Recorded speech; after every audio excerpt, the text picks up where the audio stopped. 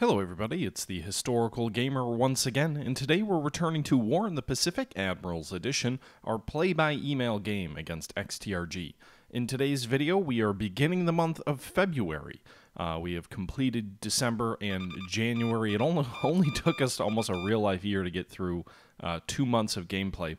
But the pace has picked up somewhat as of late, and we're making a little bit better progress. As we move into February, the Japanese have started their push on the Dutch East Indies, taking the majority of the island of Celebes, and they are now moving carriers to the west of Java, some light carriers, not the main WWII, to raid shipping in that vicinity. And that's the situation that we find ourselves in as we move into the third month of the war.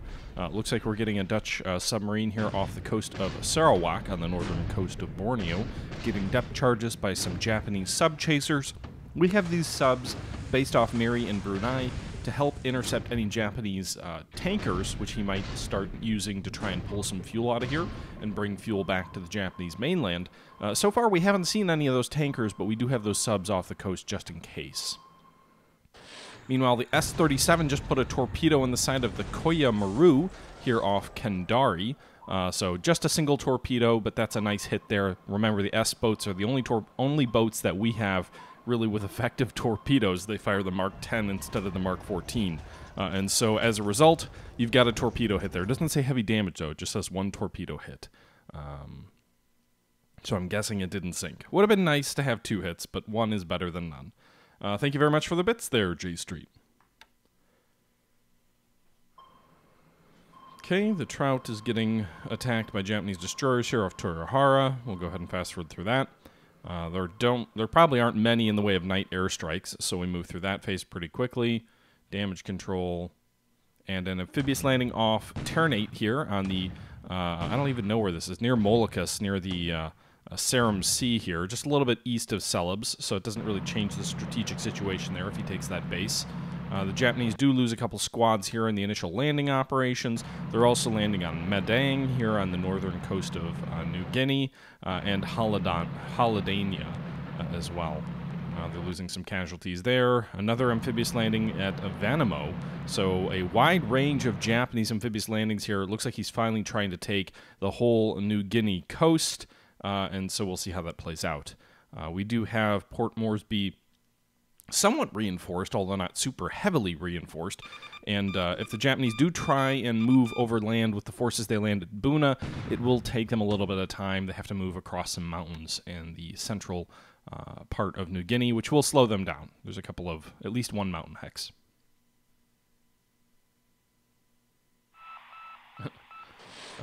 Japanese I-153 just fired a torpedo at the Black Hawk, a destroyer tender. It looks like those torpedoes missed to the west of Java. And we're moving to the AM phase. Is that PM? Or no, AM. AM air operation phase. So we'll see how that all plays out. Japanese have a lot of recon over our PT boats here just west of Bataan. We've also got some detection of some of our shipping that we're trying to move north into Bataan as well. We're trying to bring another 2,300 supplies into Bataan to give us another, I guess, what will amount to 2 days' worth of anti-aircraft fire based on the amount of supply that we're chewing up every time he bombs us at Bataan. I've done what I can to try and lower supply consumption there, but that doesn't seem like we can turn the anti-aircraft guns off. Which is kind of funny because, like, as detailed as this game is, down to, like, the squad level for land combat, its supply is so abstract. You know, there's not a difference between food and ammunition. It's just all supply. And so, you know, theoretically, you could have, like, 50 million anti-aircraft rounds, but no food. Based off of how your supply gets consumed. Alright, so about 80 Japanese bombers hitting Changsha and our forces there. You can see 169 ground casualties for us, mostly just disabled, only 1 squad destroyed. Japanese lose a couple of aircraft damaged. We don't really have the airframes to resist them there. Meanwhile, another bombing raid over Bataan. Not a ton of bombers here, only about 27 in the first raid. 26. Couple of aircraft damaged by flak. We didn't actually lose anything on the ground, so that was nice. And then a couple of aircraft damaged by flak. Second raid coming in here of Lilies and Anns. No fighters on our end to resist them. Flak destroys one and damages another. Again, no losses to the ground forces, although all that flak will chew through supply pretty quickly. 18 Sallies coming in here near Changsha, unescorted. 21 more casualties, nothing destroyed. An air raid here in Singapore. It seems like it was probably poorly coordinated because only 11 Lilies. They hit the runway once, lost 1 aircraft destroyed by flak, 6 damaged. 16 more Lilies coming again, so if we had fighter escorts here, this would be ideal, but we don't. By the way, guys, let me know if you can hear me okay over the gameplay. Japanese carrier groups here. Wow, they're moving way to the west of Java here, but they're still attacking backwards, the direction from whence they came, against some AGPs, which I don't really know what they are other than some kind of tender ship. Armed gunboat patrol, I don't know. But they're dropping a bunch of 250-kilogram bombs on these ships. They are using their sorties and they are using their supplies up, so that's, I guess, the one positive here. The other positive is most of these ships really aren't worth much. They're all kind of 1 to 2 victory point ships, I think. The AGPs might be 4, but the AMCs here, these sort of local minesweepers, really not worth much. A single bomb destroys them, as you can see.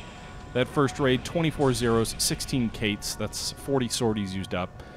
They dropped a bomb on the Eridanus, heavy damage. They destroyed the minesweeper, the I'm not even going to try and pronounce that here, with 1 bomb hit. But another bomb hit in the Sirius, a bomb hit in the mine layer, or the minesweeper Peter D. Beater, and the AMC Enagago, which is sunk, and then the AMC Smeroho, which is sunk.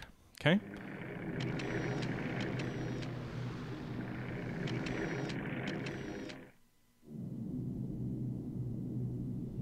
I guess, J-Straight, can you hear me over the dropping of bombs? That would be the main question I have for you. Okay, so another AMC is sunk. This time the Japanese used a torpedo. They only used 1 torpedo, but they did use one of their precious torpedoes up, which I will gladly take. Another ship sinks. More recon.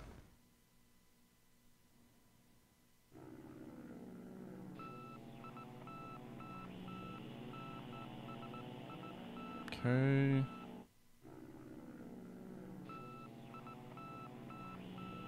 A whole bunch of recon. Let's fast forward through some of this recon.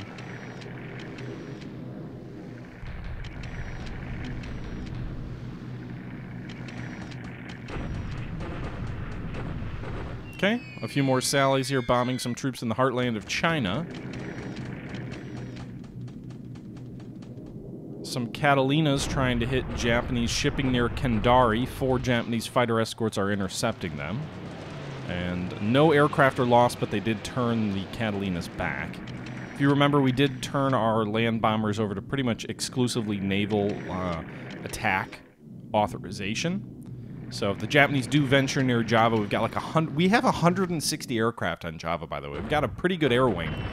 In terms of numbers, they're vastly outclassed in terms of quality. You can see here another Japanese bombing raid here on this sort of support task force, which is trying to withdraw to Australia.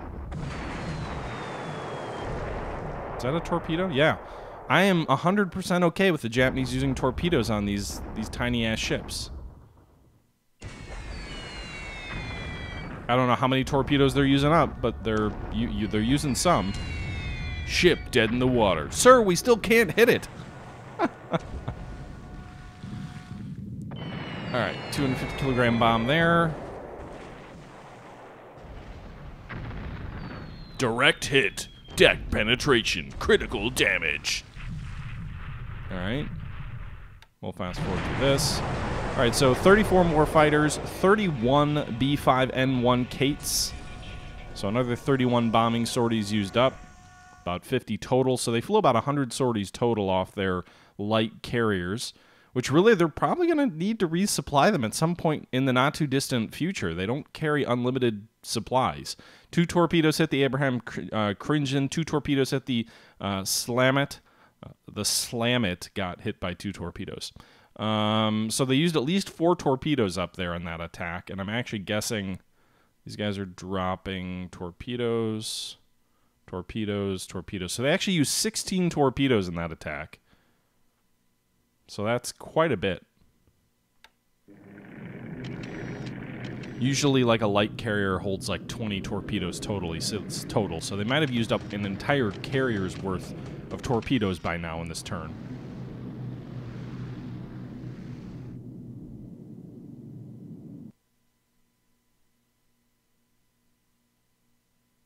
Can't hear a pin drop, but can hear a bomb drop. I don't understand that, but okay. Warner.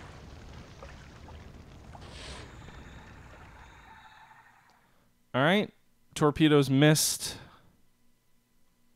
I think that was a hit but no explosion, but I wasn't looking at the screen at the time. Which sucks, because it was a troop transport.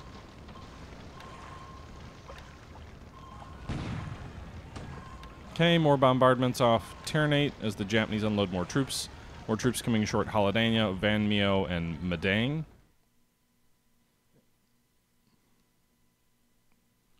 I don't really care if they're sinking the ships they're sinking, because so far they've pretty much hit all worthless ships. Another bombardment attack here at Changsha.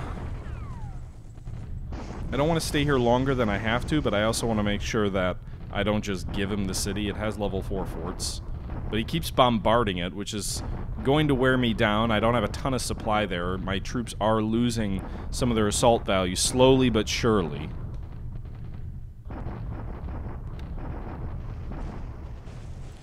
Alright, so we lost another 146 casualties, 2 squads destroyed, 13 more disabled. He didn't lose any infantry, but he did lose 11 guns to counter battery fire, 1 destroyed. He also lost 7 vehicles, 2 destroyed.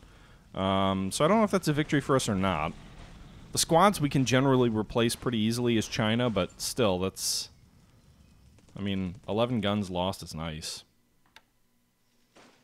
Japanese deliberate attack at Nomaya. We'll see if New Caledonia hangs on another turn, or if their valiant luck expired with the end of the month of January.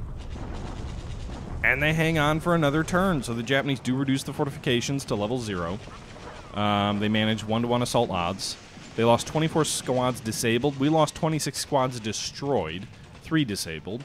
21 non-combatants destroyed, 16 disabled, and 0 engineers, 6 disabled. So we held out one more time.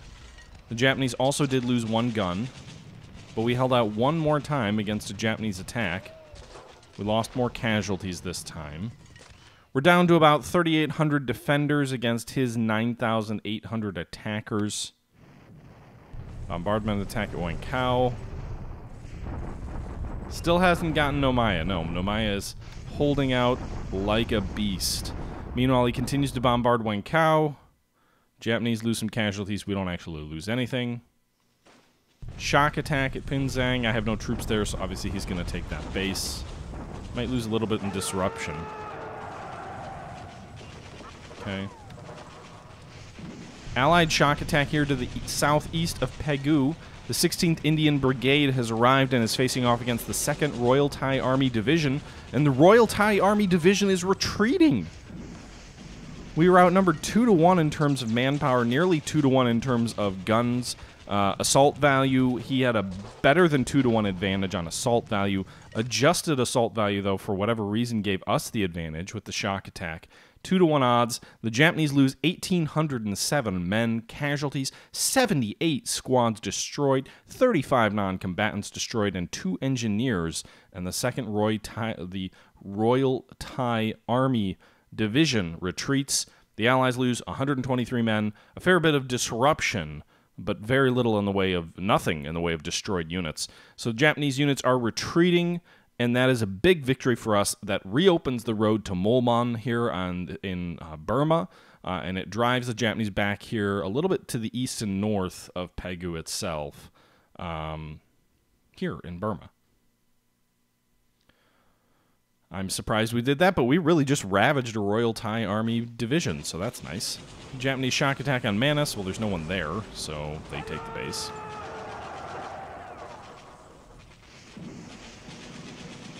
Singapore, Singapore expands fortifications to level 4. Nomaya re-expands fortifications to level 1. Brisbane expands to level 3. And that probably about does it for this turn. I'd say overall it was a pretty good turn. We lost a few ships sunk, but any of the victory points lost by those ships sunk is made up for by all those Thai squads destroyed.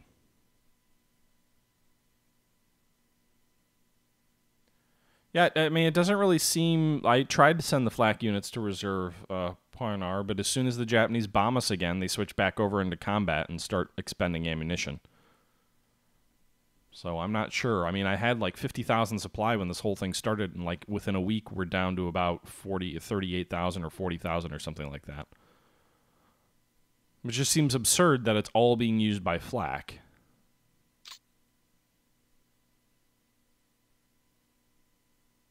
I mean, J Street, I don't have enough units to defend every base, so sorry.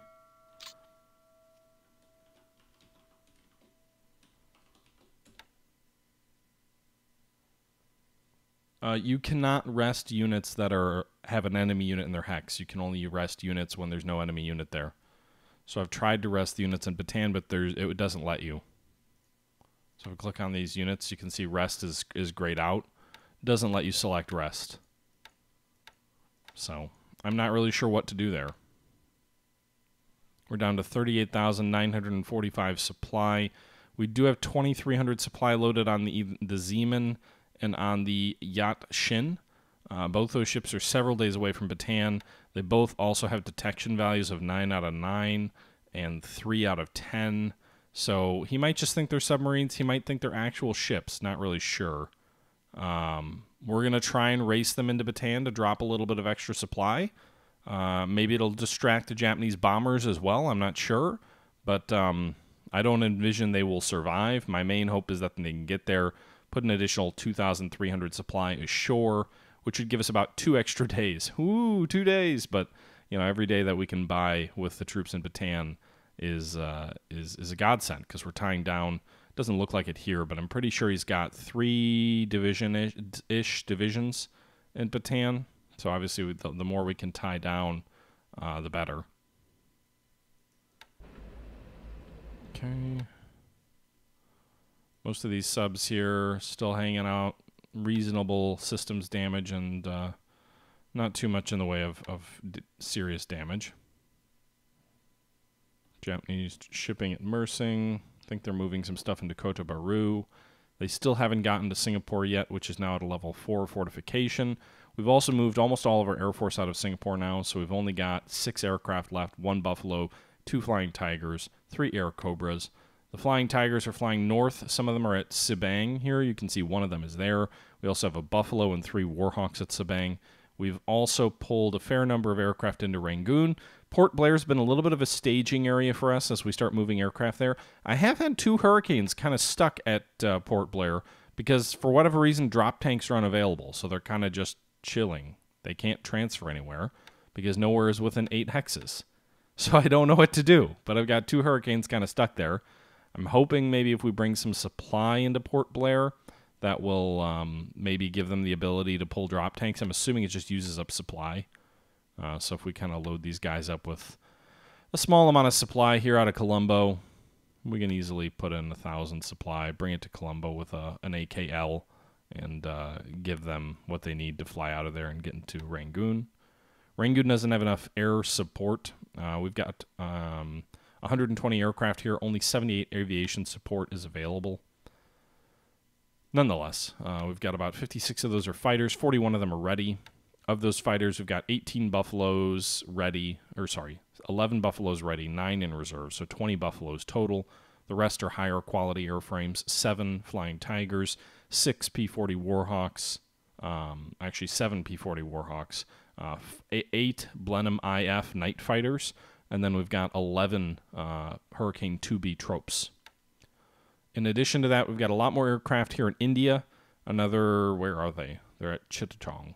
We've got another 48 Flying Tigers out here in India that are just kind of chilling out here waiting for additional aviation support to arrive at Rangoon before we want to move them forward.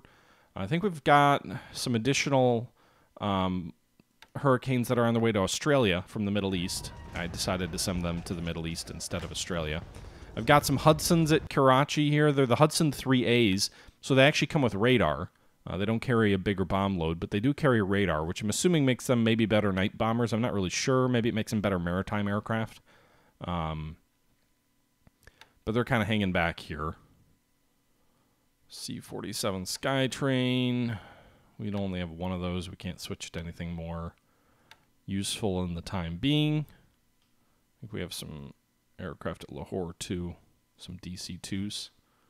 Again, nothing in supply. I'd like to be able to supply China with flying over the hump with some transport aircraft. We've moved some Blenheim 4s here into Mitanya to try and pull some supplies into Kunming. On the Chinese front, if we go to Changsha, you can see here we're just under 5,000 assault value. I think we were at like 5,300 when we first started, maybe even 5,600. So his bombardment is wearing us down. We do have quite a bit of supply committed to this operation. We may start pulling troops out in the near future, but for the time being anyway, we're hanging out here, continuing to defend the base at Changsha. We are trying to build the fortifications. We're almost to fortifications level 5, which would be absurd to retreat from, right? Like, those are insane fortifications. And I'm hoping if we get to that level 5 here in the next turn, that will reduce the effectiveness of his bombardments. But the problem at the end of the day is just the amount of supply that we need for this massive a force to put up a defense against his massive force. We're basically creating a decisive battle in China that we can't win. My only hope and my only thought is maybe it would make sense. We've got a decent army at Nanyang, and they're low on supply. So maybe it would make sense is to drive south on Xinyang and cut the railroad link with Wuchang, which is kind of presumably his main supply base. He can still supply up these other roads, but it might at least put some pressure on him elsewhere. The problem is I don't really know what he has at either Hankow or Xinyang, but I could advance with 2,000 assault value on Xinyang. I could also advance with about, 1,300 out of Yicheng, but even honestly, 1 or 2 divisions with like a level 3 fort there is gonna stop us. And we know he's got at least something here because he's been attacking this core of ours. So he's got some troops back there. I don't think my prospects of success are super high. Meanwhile, the Flying Tigers continue to pull out of the Changsha area. They had been hit really hard by Japanese fighters. We've got 12 ready fighters here near Chongqing. We've also got an additional, how many is it? An additional 14 that are repairing at Chang'an. We'll have to see if we want to move them south at all. The real kind of pickle for this turn is what to do with the Japanese mini carrier battle groups. We don't have any carriers in the area. We can't respond to this. But this mini carrier battle group of about 100 aircraft is moving west. We saw them bombard our convoy over here, Task Force 442, filled with AMCs, which are sort of local mine layers. He's hit them pretty hard consistently for the last 2 turns so that they're down to just a couple of these like local support craft, coastal minesweepers, that are trying to pull back to Australia. But he keeps hitting them. So I'm 100% happy if he wants to keep bombing these guys. But I don't know how far west he's going to go. I don't know how far he can support himself moving west. I mean, if his logistical base is really all the way back here at Baldabop, I can't imagine he's going to keep pursuing us incredibly far west. We don't have detection values over any of these units here. We've got the Hermes here, light carrier that obviously we don't want to lose. It's worth 121 victory value. It's a light carrier. It does have the ability to have up to 20 aircraft on board. Currently we only have, I think, 9. We had a Swordfish squadron here that was really shot up, and then we've got a land-based Albacore squadrons. We have 12 torpedoes, but I mean, we have no fighters. It's really just an escort carrier. It's probably more useful later on to transfer air groups around without having them all damaged and needing to be reassembled. But in any event, they're moving southwest. So again, if he continues moving west, he might, like if he sprints west, he could engage with these guys if he sprints west. My hope with the Hermes, as I'm doing this at max range, is to kind of move southwest on an angle and then angle in toward Caernarvon, where we can draw a little bit of fuel here. Caernarvon is linked via rail and road with Perth, which has a ton of fuel. There aren't really good docking options there, but it's better to be in port and disbanded and bring some tankers up to support them than anything. I can't imagine without additional support, which we've seen no indication he has additional support ships with him, that he could move toward Perth. That would just be too far. But we also have other ships in the area. We've got the Black Hawk, which is still moving south because the captain is insane. So we'll go ahead and move him maybe north. Maybe we'll move him back to Tigilap. Just pull back, try and get out of the area, try and get back to safety. And then once the Japanese withdraw, then we can Then we can move again. We are going to let these guys kind of move south and behind the Japanese carriers in an effort to distract them so they keep wasting their bombs against these craft, which are really only worth 1 victory point. They're coastal minesweepers. They're really not very valuable at all. And then we've got a gunboat here moving back to Oosthaven to try and avoid the Japanese. We've got tankers here that are moving north and then back to Oosthaven as well to try and load back up with fuel. They're trying to get out of the way. We've got some minesweepers and some coastal ships which are all moving west toward the Coast Islands. They're pretty safe at the moment. And then we've got some tankers here that are trying to give a wide berth to the Japanese as they try and bring valuable fuel back down to Australia. It seems like he's trying to disrupt our tanker convoys. He knows that we have tankers that have been operating out of Oosthaven. He's got submarines in that area. So we're assuming that he knows that, this is what he's trying to disrupt. He's trying to move west to get on our supply lines. The thing is, we saw it coming. We saw him move west last turn. We've seen him moving further west. So we can hopefully largely react to him and get well out of the way. We also do have this British carrier, the Indomitable. Doesn't have a good enough fighter escort to really be of any use, but the Indomitable is moving south here toward Perth as well. My hope is to link her up with the Hermes to have some semblance of British carrier battle group, which may end up joining the Americans, may not. But that's occurring at the moment. One thing that might not be a terrible idea is kind of setting these guys to patrol in some of these areas that the Japanese will have to move through to evacuate. So if we kind of set some of these guys in patrol zones, I've already got some of them set in patrol zones, but I'm just wondering if it would make more sense to I don't know how he's going to get through here. So if he does try to do that, then maybe we can block his exit so that he has to run over a sub-patrol line. I don't really know where he's going to go, obviously, but it would be great if we could trip him up a little bit. I don't want to completely abandon this patrol line. This is actually the Trusty, so this is a British submarine. So these torpedoes should be better.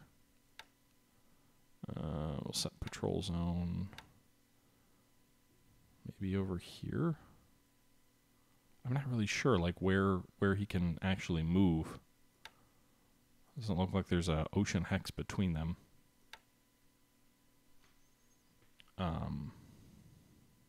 But yeah. Do I have a US-based fighter group that I can strat move into Aden or Cape Town? No? I don't think so. I don't know how I would strat move them over the ocean. I think you'd have to fly them. But, transfer to base. I can't transfer either. I am going to move these DC-2s into India as well, so we can kind of keep trying to supply China a little bit more. We're moving the 6th Australian Division south into Australia to Perth. We're loading them up as well with some RAF support groups, and we're moving an RAF squadron and some Blenheims down there to Australia as well. We're loading up fuel at Abadan. That's kind of the main fuel depot here in the Middle East that helps supply Karachi and to a lesser extent Australia. We do have some ships down here in Australia. I'm going to wait to send these tankers back until we know what his carriers are going to do. Let's move these tankers over to Sydney and then maybe to the US to pick up some soldiers. Yeah, we do have some troop transports. We've got some ships here at Perth. We've got the Adelaide here, light cruiser. We're going to go ahead and send her into the docks. Apparently I can't send them into the dock, but they can repair fully here, just on the pier side. Might be too big for the repair docks here. Louisville, stand her down.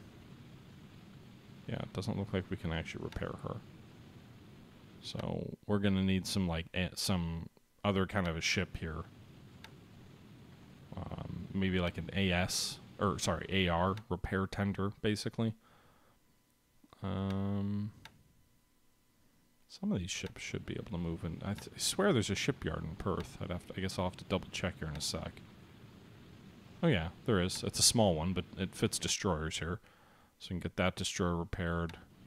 And the Gridley as well. Anything with major damage needs to go to a shipyard to be repaired, even if it's very, very minor damage. Those guys actually could use an upgrade too. Go ahead and stand these destroyers down. It'll just save a few days to stand them down, even if we don't send them to the repair yard. Okay. Those guys also need an upgrade. What does the upgrade do anyway? That's December 43, or January 43, January 45. So no upgrades for them. For the guys repairing, what would an upgrade actually do for these guys? It would give them radar. Is that the big addition here? Radar, it keeps their anti-submarine effectiveness the same. It increases their flak quite a bit. So they get more anti-aircraft. And they get more, they get radar. Okay. Not as critical, I don't think, for destroyers. Okay. I think we laid some mines off Christmas Island, didn't we? Yeah, 388 defensive mines off Christmas Island. We're unloading some fuel here. We're doing some logistical stuff all off the U.S. East Coast. The big call out here is that the carriers are nearing New Zealand. Still several days away, but they've made it past the Cook Islands, and they are inching their way toward New Zealand and closer to the front line. Meanwhile, at Nomaya, our troops continue to hold out valiantly, although obviously this is only going to last for so much longer. I did toy with one idea, so we have this unit about to start unloading this turn at Norfolk. And you can see here these troops have 2 troop transports, the President Polk and the Crescent City, as well as a cargo ship. It's a combat engineer regiment. So they actually have, if we look at the TOE, they've got 58 combat engineer squads, which are infantry squads.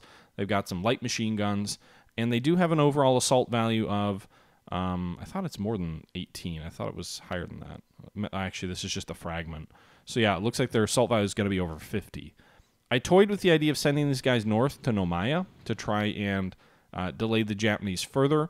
But the one thing I really don't want to do is the President Polk is a 19 victory value ship. The Grant is a 19 victory value ship. I don't want to give them another like heavy cruiser worth of ships damaged or destroyed. I don't think he has much in the way of air power in the area. I think the closest thing he has probably is something off Luganville, maybe something light. It's only a level 2 airfield, but it's not a strong enough unit to materially change the situation. So for the time being, anyway, I'm going to hold them off. They're going to land at Norfolk Island. They're going to build Norfolk Island up from a fortification standpoint. We're not going to build the airfield up at all, but at least from a fortification standpoint, we are going to build this up and try and make sure that this is not something he can easily take to prevent him from further threatening the link between New Zealand and the United States by moving further south there. Not a lot else going on. We already kind of talked about fortifications. We talked about the West Coast. We talked about the carriers. We've got some ships that are moving. We've got 3 battleships en route to Pearl Harbor. Already has 2 ready battleships, so they'll have 5 battleships when the Idaho arrives. I didn't load any additional transports up, although we do have a few that are underway. 2,300 troops on the way to Christmas Island with some engineers and defensive units there. That's supply. We've also got 1,200 troops on their way to Penryn Island, which is kind of between Pago and Christmas Island, to lend some defensive fortifications there, or forces there. Do we have anything at Pearl? I can't remember if I loaded anything. No, nothing at Pearl. So that's kind of the situation right now. If we take a look at the information from this turn, we didn't lose anything in air-to-air, neither did the Japanese, nothing on the ground. Japanese did lose 5 aircraft to flak and 11 operational losses. We didn't actually lose any operational losses, which probably means we're not flying enough sorties. We only flew 764 sorties. That means we do have some issues with patrol. We need to have more aircraft on patrol. We need to have more aircraft training. That is a problem. You want to be flying more sorties than that. You can actually see so far in the campaign, we've flown 123,000 sorties. The Japanese have flown 186,000, so they've flown way more than us. We needed to be doing more. But nonetheless, 16 aircraft lost for the Japanese, none for us. They lost 3 ANs to flak, 3 Bettys to ops losses, 2 Lilies, 1 to flak, 1 to op losses. A Dina, an Oscar, a Sally, another Sally, a Nell, a Kate, and a 0. So hopefully most of those pilots were killed. We didn't lose any pilots last turn. No changes to the wounded or KIA status there. Ground unit reinforcement status here. It looks like we've got, well, those are fighter squadrons. We've got a couple of Fulmer 2 squadrons arriving at Aden in the next 3 days. Are they really? Aren't those carrier-based aircraft? What are they doing there? I don't think we have a ship coming. No, we don't. That's weird. Meanwhile, in terms of ground unit reinforcements, we have the 2nd Marine Raider Battalion and 3rd Marine Raider Battalion are both arriving in San Diego in 2 days, so that'll be nice. We can stash those on some islands to make sure you can't just cheaply take any islands. We're also going to get the 3rd 102nd Infantry Battalion, which will arrive in Cristobal, and then the F Detachment of United States Navy Port Servicing, which will also be arriving at Cristobal. The 16th Group Army will be arriving at Chongqing for the Chinese. And then in a little over a week, we've got the 7th Australian Division, a cavalry regiment, arriving in Aden. So that's actually, I wonder if that's another high-quality unit here. Yeah, 75 experience, so more desert rats on the way. Those guys will be valuable. Armored units, which will be useful. And then we've also got the 2nd United States Marine Field Artillery Battalion, which will be arriving. And the 16th Australian, or the 18th Australian Brigade arrives in 10 days. These are good troops as well. 70 experience, 70 morale. These must be more troops diverted from the European theater. They appear to be, because they're arriving at Aden. And then later we got the 21st and the 25th Australian Brigades arriving Aden as well. Again, all very good quality units, so that's pretty exciting to see. Man, that's going to be like 2 crack Australian divisions. The question is whether we send them back to Australia or use them in India. I think probably Australia would be my gut for now. Ship availability in terms of what's arriving soon. It's probably not changed since we showed it the last couple of days. We've got a tanker arriving tomorrow at Aden. We've also got a cargo ship, the Loonworth Hill. Other than that, 2 days from now, we've got a couple more cargo ships, mine layers. The Revenge is coming in 4 days, the Battleship, and then in 13 days, the Resolution and the Ramillies. If we look at carriers, nothing arriving for a while. 37 days for the Hornet, 41 for the British Formidable, and then 85 for the British Illustrious. So 3 months for 2 more British carriers, and 1 month for an American carrier. And, yeah, in terms of replacement pools or planes or other things like that, we're still running pretty dry. We're trying to replace, the aircraft that we do have that were decimated. The squadrons. The fact that we escaped several squadrons from the Philippines actually hurts our ability to fully equip other squadrons which we have that exist. The good news is our carriers being at sea is allowing us to build up a little bit of a buffer of some of the aircraft that we have at sea. So the F4, F3 Wildcat has 16 in the pool. We've got 2 F4, F3A Wildcats, which will help build out some of these squadrons. This guy only has 16 aircraft. There's 2 in the pool. So as soon as he gets to New Zealand, we'll have 18 fighters there. I think most of the other fighters in this group are pretty much built out or filled out. I went the wrong way. Yeah, so there's 27 on the Yorktown, 21 on the 27 on the Enterprise, 21 on the Yorktown. So that'll actually be nice. We can pull 6 from the pool there to fill it out. And then those are Dauntlesses. We've got a lot of Dauntlesses in the pool, 42. So we could use them in combat. 27. So when this is all said and done, we'll have 3 27 groups, which will give us 81 aircraft, and then we'll have 18 F4, F3 Wildcats. So we have just shy of 100 fighters, and maybe even more, because the pool may fill up a little bit more in the next few days as they're on their way. Devastator has basically nothing in the pool, so once those get shot down, they're lost for more or less good. But that's the situation for the carriers there. Logistics are occurring. Fortifications are being built. Looks like some tankers just arrived in Auckland. They're unloading their fuel there. Got sufficient fuel there for now. And I think Australia also has sufficient fuel too. We've been putting quite a bit of Dutch oil into the Australian economy. With that being said, let me go ahead and wrap this episode up. I hope you guys enjoyed the stream, and that's about all I've got for you today. I guess one more thing before we go. Let's go ahead and take a look at the SIGINT.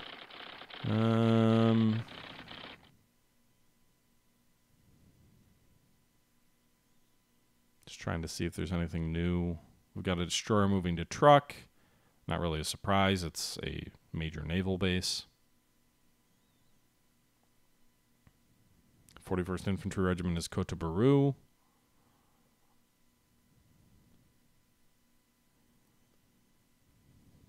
Yeah, nothing else detected there. I guess the one other thing is for the units here that just drove back the 2nd Royal Thai Division.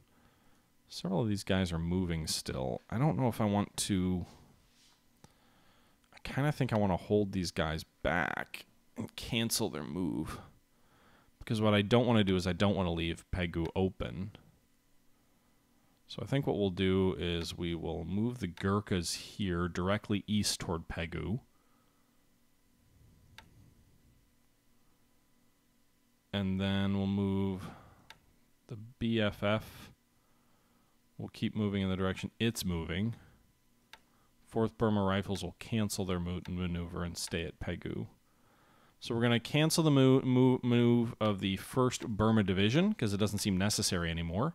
The 48th Gurkhas will divert to try and hit the Japanese or the Thai Division before it can pull out.